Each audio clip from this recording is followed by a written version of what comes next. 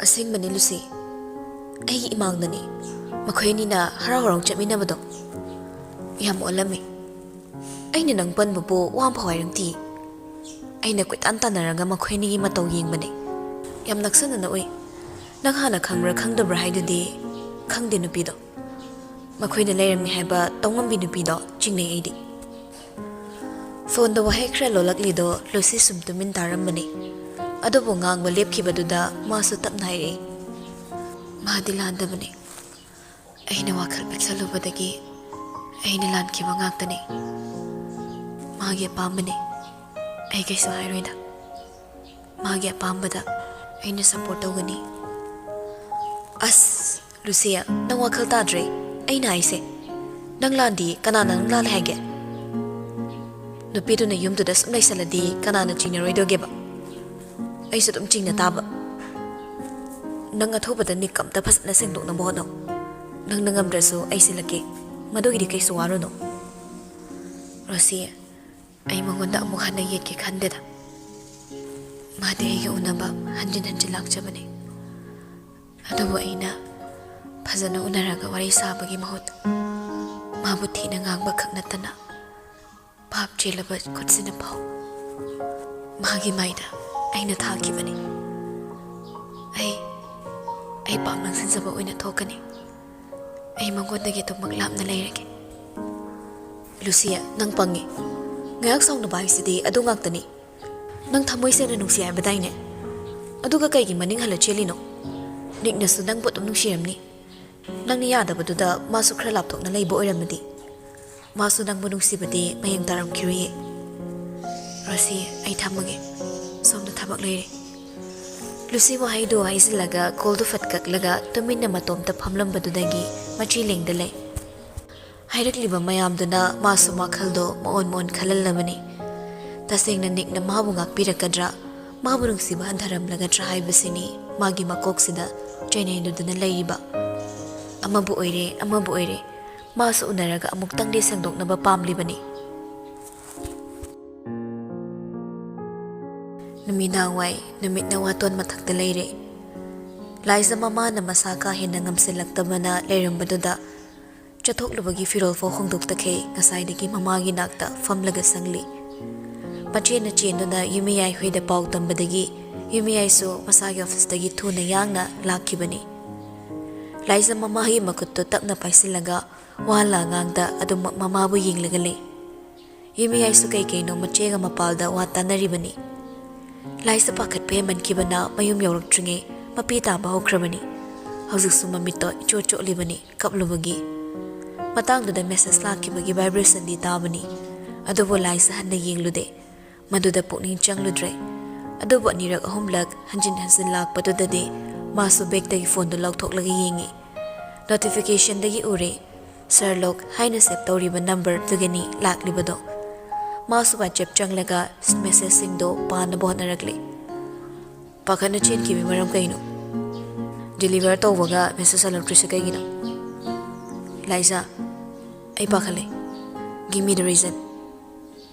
Liza message to paana wahay kra iba hawi. Kaysa tawde. Message to thakibaga nikso online amok patleri. Kuide typing laikre. Adudi nangi tawo porsidi kamay tawba.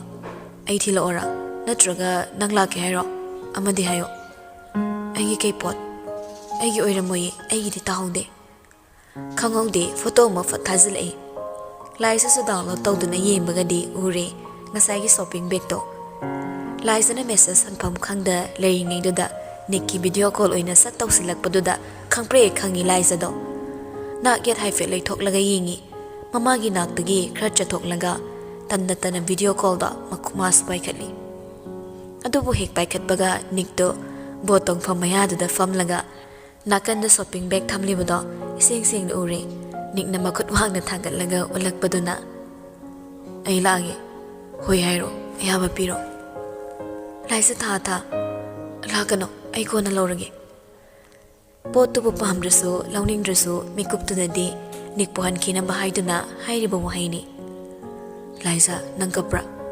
kedore Nang yumda kedo yaurage. Sing na hayo. Yumda kedo yaure. Liza khumnakidre video call du fat muthatkre somda nik masadu lai tadre phamlambadagi phuk hawalaga thone message khra tap tawi walo na lo Liza aingon singna yo nangi problem aingon hayo ai pumna mak sok toge nangi kana lai sadabagom nangna na pisin thali wa kaigino please ai ni hena lai ta hanre Liza ai la ohayo ai mikuf amada nangi nanak talebke ai la ohayo Liza Niki paring tharak liba message sing do paraga Liza sakpam homdang hak to the lakpa wakhal gi wai khran dot tap tawi It's my personal matters I don't need help from anyone so please go home Next to miku phada fathalei ai kanam ta yuwa taroi ai khudak sida lakani Niki haina tana yada mo to da sounding lei sound na message khra su ibawi yam lakni ga di sing dei roi ragi hek lao bot suri zap tau khibagi adom na leitabani wa som thaina bayande ngasai khe wa akan bahai bangham lamda balai sado tension mayam sina ngasi si thongna fana amadi haining ba phoning bo hai sing da pong ba horakle if you wish okay I will be there in 5 minutes so wait for me until I stand in front of you Liza ni ki message to pana masadu pakhat papuglei adum amuksu oiroi adum na taro loi khangbana phone do net off tawsilaga bag ta hanagum hapchin thranga mamagi nakalda amuk phamtharakli oiroi lakloi khalasu masadu leitaw haiba yadre niki arebo hai kharaduna wakhal do khanbada mangduna yingba mada sum yenglaga leikre khoira khoi saungna ba sum hingalakpana amuk so hogalaga hangat handa chat pawrakle nikna laklaga amo kari ko herakpa wakhal mayam sina makok macha do kai ga dore khongsang da tingthok laga o khongna kapning ba haibado yorabani sumlep linge minutes manga da di henkre adubu khangaude minutes kon mu phajankre laklaroi haibagi chingnaba madi phawba horakle laklaroi khangna chongleba mihulgi khongjel do sum yang khalakpaduna leptun leiba ngamlaktabadagi mapalda hatho chenthorakli mati da paw hoi mai hairamdre lambi metik to sum chenu na hatho lakpani yam nungai jari ba thank you Liza chelam badu chap lepre masadu pungchot chot laban nupa amaga ahal lamaga onsin duna hiden do wari sari badu urubada selibe phirol duna pungchot chot lapau thawai sa da lepliba nupa du da ubada Liza makhong thangba thokidre nupa du da yengna nahuna na mapi ira horakki tawi nupa du na so mabu ura male takfe toksilei nikso ahal duga wari saba loibaga onthorakpada Liza leplam madu ubada masa khangda maithong da paithokiba minokni tabli makhong du thanglaga Liza na leplibadu gi nak tamna chatpa howi Liza ta chensilaklaga makhut ani changna niki thabak mapadu da hanjin pangin illi chat cry bagi maongni kaigino ba aina chatlo hairaga nana chatrido aina haibas inta tade adum kalle se chatlo ba Liza na ilakpaduda niksa tunglumda masado khazik lingi nangbu ai singdi iroiraga lao haikidaine aina haidra nangi mangda ai lepakanina minutes manga hina di changkre ai ngaktang di yorke tawuni ada warak pagum tawududa mati ang mihi to ngalakpa sangna natena mati am tangni niti kaisu thoksada nokmi tawnani khomaklibado Liza ilamba nikpu kapli tawna yenglaga aina phagi tawraga nangna sumai toisa kaigino phatanung da thok amadi nang kamai tawni laba natra yare hankro nangini thamkhriba pot ama nangna lodana chatkhraga ina kamai mu pura handoino si pusankro hairaga dress awba shopping bag to Liza da pirakle bag se sot pakhangni dress sudi aina plastic ta fazana yomsilla purakpagi chotabani se laushalo Liza bag to da yenglambadai nikta monsilaklaga kaigi hero sari no yamda kan basaning bra khangde madudane aina Sherlock haina kaurido aina hakridudi aidi hero natte villain ne nangna bo hairade English channel fo iru heraga nangi lake harini ne nokmi wa do ngangda michi namada hafet in khale pairamba bag to so manan amna Liza gi makutta pahenkre Liza ni ki wa do fat kan thoklaga Yare, ay tarare. Ay him tataning de. Nang halo. Nang han kroba. Nang nasum lay bese ay hina pakali. Ngay ko, nang nangasi ka pido kay gino. Maram amadi lay hay ba ikangi. Maram do ikang mo yaroy dro. Kaysa tawag de. Panokyo kang bra. Wada mangang bukudingi manato sum sang torok puno. Nang dine naton sang tokpay muhut mahay da warak kita yal on krini. Cool down my girl. Liza kumdi tumi luk tharagale. Niksu makha tarai. Ay hangaroy nang haining dradi. Nang no halla harabudi ay han kige. Ado roy boy na wam tayar kige. I love. Wado hay baloy dringi Liza na marak talaga. Chalo. Wa hay baloy dri. Am tuloy silang gige. Ay ima na ngay ramani. Chat lang ge. Liza. Nang suhan kro ay susang lang ge. Liza. Yumda ting hansan ba daw babong ko ima ko'y napakalang mani. Liza. Ay kanada sa hiram da tolak pa ni. Ay jang krangi. Wahai si hiram laga Liza sang kinama mamay do lay tokre. Ma na hayri do thaway na tada kay magi tokpa aning ba daw sum hayraga lay ba do da. Nik do jang kriba Liza bo kongkap amani kando na tanaraga tungdagi kay hangoy ba tadok laga kudang da pay do na manaktam na jingsili. Liza kangaw da na makeup do da torok po iba na masado kama ngamhaw da Niki manak nakna yorak do na cheplip laga lay. Makut nama do na so Niki taba mo pa da ngagli. Mamay do so upsindi da kaklabani. Tap na mamay do non katlaga hilag pa ni. Ado bu Nik na hana na mawad jaga do gum tawraba mamit ani do na yamun na ying do na layramba do oraga masado hainaba poktraba gum mamay do tap na mong non takre. Masado chatok na baling bahurak pa ni. Ado bu Nik na makuto chena baisan kiba na mathadok na chat paso ngamre. Ngayakin Niki mathado da lingga na lay. Nik do ying ni ying na makut nama na Liza ki khazay da tarak liba machoy samlanga do tap na hogat laga narom de epsili. Mamay do tap na Liza ki mamay mayat nak na sum non tarak pa na Liza hana non taramba chang lagi mamay do amok ki na makhada non takre. Nik so sum naksilak laga Liza ki napada chirol oina wahay kira hay bahorak lay. I love yttrium oxygen uranium. Wahay kira si hay baga naksilamba do tap na handokre. Liza hawzak tada sora mahondok laga pakat pagi chong liba mihol do tap na fatha na mohane. Nangi pirang marik ama sinthagi honar mikuk kure. Aina nangi mang da lip laga sinthari ba pirang do lema yotringi aina okani. Kaygino hayra. Nangi pirang marik ama fawba nungsijaba mi ama dilay hayba do aina utpangam bo oigi. Wado ngang na ne mamit ani do makut ani chang laga nga khan laga lay. Mataw do da Liza pakat na Niki makut payraga. Kay dorage. Nik makut na mana khan laga kay sutaw di haygum ingit pirakli. Adubo mamit ani do pangdri. Liza amok so pakat na. Kay dorage hayba. Handak din Nik mamit tap na pang laga. Yeng mangamdri. Kay ba? Nang. Kay no haysa. Konjal gado lat kre Liza. Yam fasay. Ikaya do na mamay do kangangang sili. Chimal nagi wa amapaw lon thok pangamda. Wahay amapaw hayramda maylay do na chat pa hokre. Chat na amok sutong on thok lang ying lami. Niksu sumlip lambadagi tunglom do kongkap do tap na halaga jali. Asum na maso mayum halagle. Yum yobaga Nik do birak narak ying laga. Achot pa masado ukida na ba. Magi rumtam na konglay tun na prapokarakle. Rum yo maga setlama pirol do hongdok laga masado fresh oy thokpa barum changkre. Loi baga thorak laga fiyong labatung pamung da makhong thagat laga fami. Masado so nga tharaga magi phone do lauraga Liza ge chat chang laga message ama tap tawba hawi. Ayore. Liza message hangai rum bagum online fat lere. Okay. Ay message ngayam bro reply to na pira isa. Ay di kay ginang message ngay diba? Nangi yambong na tharak pa message nang nagarigi accept tawroy. Yambong OMZ. Sija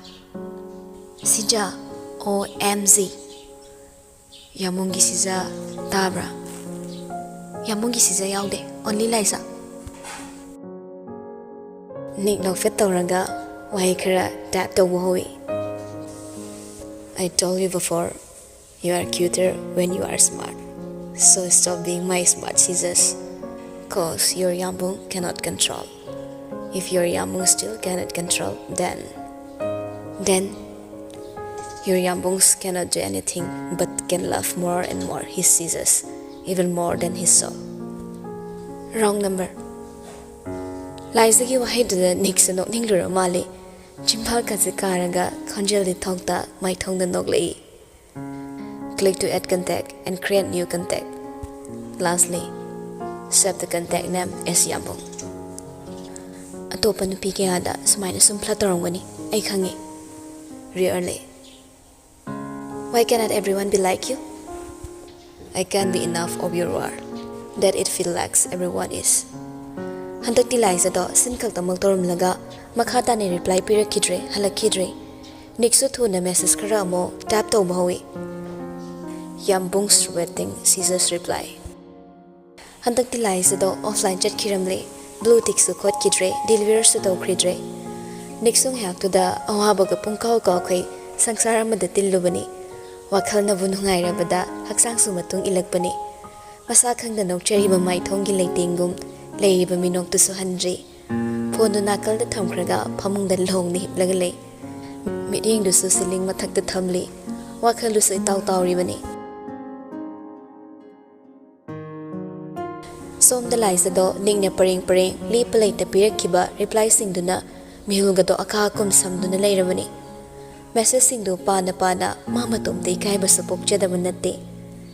Hanpam khanglatabagi net op thanaga tumin pam du na laybani. Nasay halakpadagi pothaba sangdabaduna haujiktang haktang pothasabani. Adubu hayrakliba message ki wahay do ningsing masado layta handre.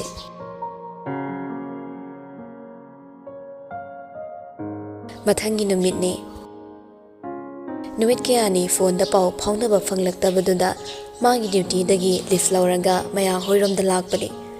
Yauraduna thongal mapada gari do khami thongal dagi sum leptana yenglakpaduna pendre. Manung changlaga mi kauraga yenge khana changakpani. Sumang yausilakpadadi urakle thongdu solo laga laibado phana oiduna su thazaba mangamdraduna khonjel thokna kauthokloy. Maya adabu khumlak trekanaso leite kanaso mana kauribado khumlaknaba. Ngayak amusu magol dari da phamlaga lay.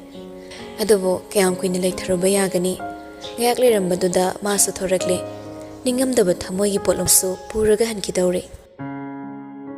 Halamdai mikuptudani gari kage tawbaga tanchana magi manak nangna ahal oirap tawrabe nupi amana makokte ensang napi yawba thumok amo puraga lakpado ta kauri. Ay ine kinom tangzage ba? Kari hangige ibungo. Maya hogi yumse mimta laytaba male. Kadai chutkino di ine khangbibro. Phana kuiri ne makoy de hospital da laykiba. Chinglim bai pet ngangna. Maya gi imama sangam da bagdugiro. Ibungo mama panthoy dudi kay subo tawdi. Ibe mama yagi ni ne. Chinglim bihe na ngakpada natana pakhatwa ma sapunsinkre. Khonje de niglap tawramani. Maya di kamaina. Kari ono no ine. Ahal du sora mohondok langa. Maray bakthi ba hay donida. Hek poklakpadagi ne thamoy ge naba masuloy na ribani. Handak di nupi machado khangawdani hek amuk namagi nabado. Hawraktana hospital da dum mamam chado laikhrabani. Chinglimba makhata duna sumlip laga layba ngamsilaktre. Masadu su haipam khangdaba ma phawrakle. Laytaw hayba yadre. Jonglam mamihulgi khongzel do heni yang khalai. Ine karam hospital dano. Ine su madumadi khangdre. Adubu lanai hospital da gileram laroi. Sarkar gi hospital ama dalai hainabani. Chingle mamikup ama phawlai tharaga matamang haningdre. Thuna magari da karak laga hospital kuding changduna thiragi khalle. Somda nek pung 10 rom hairak padwaida makhoi gi showroom da yorokpani. Hek changlakpaga mamit ani da laikai koiraga yengningniba misak to thirekle. Adubu uraktrabada mathong maram khangdana masado khairam khoi songna bahuraklami. Adwaida sumnai silaga leibisu phajadabana agi cabin lomda lakpani. Yohen suhanana laktuna laptop ta thabak khra tawduna leiramle. Makhoi gi sir ning changlakpa obada tawramba thabak ta ngak leplaga Good morning, sir. Nick hainingdana khumda yadabagum. Morning. Hairaga magi share da famkre. Mang lariba file anido fatfat hangda yingli. Kaya pukning changni yingde. Masada pull up chokri da nga tharanga tumin namukle. Makut ani khuding khuningduna chair gi nakal nakal thamnaga khutsa tara do karan chansinaraga chimbal mayan nakna thammi. Mamitu sa yingma madasum yingli. Ngayak sum adum na lairambadagi yuhenda khonjal do warp haire. Mamit ani do de hana yingkiba mafam do dagi mi pham hongdre. Yuhen. Sir. Ngasi kana kana liptale. Hangliba misakto direct hangba ngamdramanina nakoina na hanglibani. Yuhen na kana harakadagi khanna langtakna na paukhum ngairi. Yuhen su laptop to da kai kaino khara namlanga. Sir, ngasi di anambana liflong na de laisa khaktani. Wadu tabaga panthaba tawda magi phone do lautholaga WhatsApp ta changduna chat ta munchangli. Yuhen su leibana call makti tawrudre text oina tharage khallamale. Kaidore ngasi lip lawri de. Hangning mawa hangna hangdokibaduna masado khara khazik yangbagum phawi. Why is the solution day makhatari? Tabra. Liza, message hello. Imam sangam the behenjin bra. I like Huzimak. Yum the labor natraga hospital labor. Tariba message karado sinto budinare dana deliver photo kidre. Ngak sum chat to the Yinglambadagi, Nick Magi Kevin dagi Torak Lega, direct call in a toxili. Amurak anirak toba the Liza Pyraklam day. Call to Budok Muklip Lega, Mapal the Torak Lega, Magi Gari the Kakre. Minutes kara mo atopa kanaga na wari sanaram labatong gari thawna laisa mo call towi ring kharap chatpaga laisa phone do pai. Hello kai delege asidi e clip lawe mama sagam da bra yum dara hospital dara kai ba hausi leri se kai gino ai lake lakano nang na tom to ram ga da fibam do ai khange Atom this umabayari. Ay lake. Hospital the lereso, Karambo Hospital no. I'm gonna sing na dumayo. Ay lake. Sargi matamang na bani. Som the nick to lies sa iwahi tabaga. Mamito umurok isilaga makut naman na. Maray bag to the tamlaga may kukwaragitong da. Liza. Ay saola ka no. Saande. Kaya nilagi. Laka no. Lake. Anam ka laka no. Please. Imana mi top lakan mapam de mating sulong ning de nang na de ay na so sing about yam sing kre Liza kaino hospital lay male I heard some noise late kai de hospital no sing about as amu hore oi de bayam nga ngadi lai na warak trunge ay na hana warak putare khonjel du kai hina khango horak pada Liza ingangak na nakong na namlam ba phone do Kara thangdok laga loudspeaker thabra na mu yingli. Adobu tharam da baduda volume do kharik amuk leithai. Ai call thamage. Asom dana Nick ki paukhum ngai ba tawda Liza phone do fatkak laga room da mu changki ge haina mamai du lai thorak pani.